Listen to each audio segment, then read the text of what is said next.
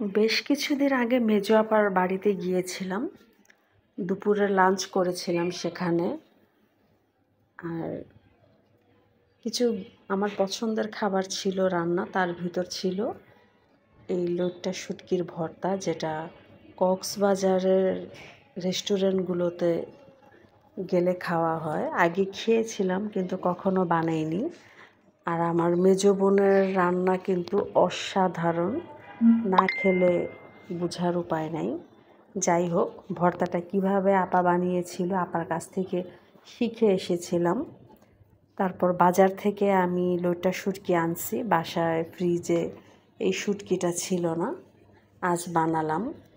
তো আমি বানিয়েছি, আমারটা আসলে কেমন হয়েছে কি বলবো, নিজের বলতেই লজ্জা লাগে যে আসলে আমার ভর্তাটা এত ভালো হয়নি। আমার বোনেরটা যত ভালো হয়েছে। আর আমার বোন তো পাকা রাঁধুনি। আমি আমার আসলে বোনদের মতো এত পাকা রাঁধুনি না, তবে আমি অনেক চেষ্টা করি ভালো করার জন্য।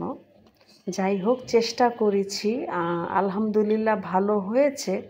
কিন্তু এটা সত্যি কথা বলতে একদমই দ্বিধাবোধ করি না, নিঃসংকোচে বলতে পারি যে আমার বোনের হাতের ভর্তার মতো অতটা স্বাদ হয়নি।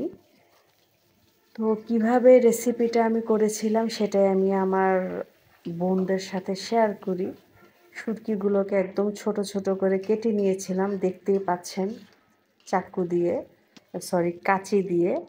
আর এটাকে আমি একটু কুসুম গরম পানিতে ধুয়ে নিয়েছিলাম, তারপর তেলে ভাজা হয়। আমার বোন যখন বানিয়েছিল একদম মুড়ির মতো মচমচে ভাজা হয়েছিল। আমারটাও হয়েছে, তবে কেন জানি মনে হয়েছে যে কয়েকটা মনে হয় ওরকম মুড়ির মতো মচমচে মুখে দিলে হয়, ওরকম কেন জানি হয়নি। বোনের কাছ থেকে আরও একবার শিখতে হবে।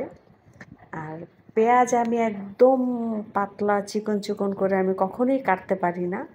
এটা আমার কাছে খুবই ভয় লাগে, কারণ পেঁয়াজ আমি কাটতেই পারি না। পেঁয়াজ যখন আমি কাটি মনে হয় যে আমাকে কেউ অনেক মারছে, আমার চোখ দিয়ে এত পানি বের হয়।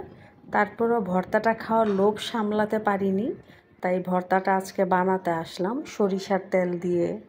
আর রসুনগুলাকে একটু ভেজে নিতে হয়, আর পেঁয়াজটা একদম কাঁচা রাখতে হয়।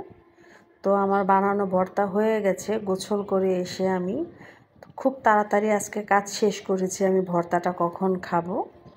আর আমার বোন যদি আমার এই রেসিপিটা দেখে অবশ্যই অনেক হাসবে, কারণ আমি জানি যে আমার বোনের মতো আমারটা হয়নি। তবুও আমি চেষ্টা করেছি, কারণ কারো রান্না দেখলে এটা আমি সব সময় বানাতে চেষ্টা করি। এই একটা গুণ আমার আছে, আমি নিজেই নিজের গুণের কথা বললাম।